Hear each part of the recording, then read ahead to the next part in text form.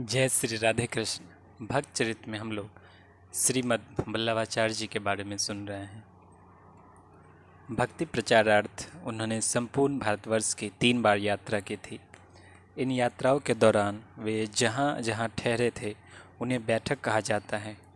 उनकी 84 बैठकें प्रसिद्ध है। एक बैठक उनकी ताम्रपर्णी नदी के तट पर भी है। कहते हैं कि वहाँ के राजा अकाल मृत्यु निवारणार्थ विद्वान ब्राह्मणों की सलाह से स्वर्ण पुरुष का तुलादान कर रहे थे, परंतु डर के मारे कोई भी ब्राह्मण उस दान को लेने को प्रस्तुत नहीं हो रहा था। राजा का ब्राह्मणों के प्रति इस कारण भाव शिथिल हो रहा था।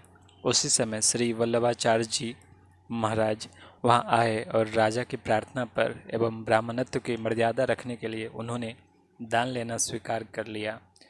जब वे उस स्वर्ण पुरुष को ग्रहण करने के लिए आगे बढ़े तो उसने एक उंगली उठाई। यह देखकर आचार्य चरण ने अपनी 3 उंगलियां उठाई। इस पर उस स्वर्ण पुरुष ने सर नीचा कर लिया। आचार्य चरण ने उससे ग्रहण कर टुकड़े टुकड़े कराकर सब ब्राह्मणों में बंटवा दिया। ब्राह्मणों के पूछने पर उन्होंने बताया कि स्वर्ण पुरुष एक उंगली दिखाकर पूछता था कि तुम एक बार भी दिन में संध्या करते हो। इस पर मैंने 3 उंगलियां दिखाकर उसे बताया कि मैं एक नहीं 3 संध्या नियमित करता हूँ। इस प्रकार उन्होंने संध्या के महत्व का भी प्रतिपादन किया। एक बार की बात है, एक सज्जन सालग्राम शिला एवं प्रतिमा दोनों की एक साथ पूजा कर रहे थे, परंतु उनके मन में भेदभाव था। वे शिला को अच्छी एवं प्रतिमा को निम्न श्रेणी के समझते थे। आचार्य ने उन्हें समझाया कि भगवत विग्रह में इस तरह की भेदभावना नहीं रखनी चाहिए। इस पर वे सज्जन बिगड़ खड़े हुए एवं अकड़ कर प्रतिमा की छाती पर सालग्राम को रखकर रात में पथरा दिया। प्रातःकाल देखने पर मालूम हुआ कि सालग्राम की शिला चूर चूर हो गई है। तब तो उन्हें बड़ा पश्चाताप हुआ और जाकर उन्होंने आचार्य चरणों से क्षमा मांगी। फिर आचार्य ने भगवान के चरणामृत से उस चूर्ण को भिगोकर गोली बनाने को कहा। ऐसा करने पर मूर्ति फिर ज्यों की त्यों हो गई।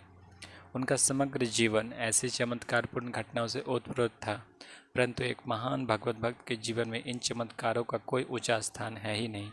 गोकुल में भगवान श्री कृष्ण ने उन्हें प्रत्यक्ष दर्शन दिए थे। सबसे ऊंची वस्तु तो उनके जीवन में थी भगवान की विशुद्ध और अनन्य भक्ति। उन्होंने तन मन धन सब कुछ भगवान को समर्पित कर दिया था। एक बार भोगों के लिए द्रव्य का अभाव देखकर उन्होंने सोने की कटोरी गिरवी रखवाकर भगवान के सामने भोग उपस्थित किया। उन्होंने स्वयं प्रसाद नहीं लिया। 2 दिन के बाद द्रव्य आने पर प्रसाद लिया। वैष्णवों के पूछने पर उन्होंने कहा, कटोरी ठाकुर जी को पूर्व समर्पित थी, उनके भाग का प्रसाद लेना महापातक है। इस घटना से उनकी कथनी करनी के साम्य का पता चलता है। आचार्य ने घोषणा कर दी थी कि मेरे वंश में या मेरा कहलाकर जो कोई भगवत द्रव्य का उपयोग करेगा उसका नाश हो जाएगा। श्री वल्लभाचार्य महान भक्त होने के साथ ही दर्शन शास्त्र के प्रकांड पंडित थे। उन्होंने ब्रह्म सूत्र पर बड़ा सुंदर अनुभाष्य लिखा है और श्री भागवत के 10वें स्कंद तथा कुछ अन्य स्कंदों पर सुबोधनी टीका लिखी है। श्रीमद् भागवत को वे प्रस्थान चतुष्टय के अंतर्गत मानते थे। श्री वल्लभ के परम धाम पर धारने के विषय में एक घटना प्रसिद्ध है।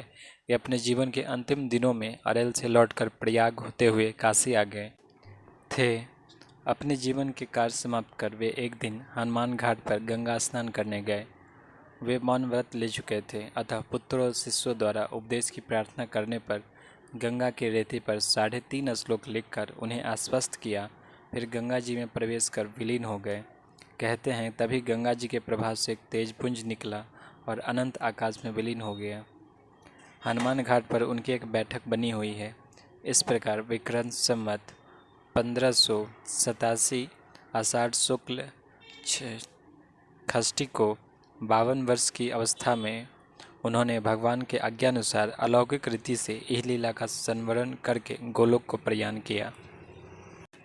आगे कथा हम लोग अगले वीडियो में सुनेंगे। जय श्री राधे कृष्ण।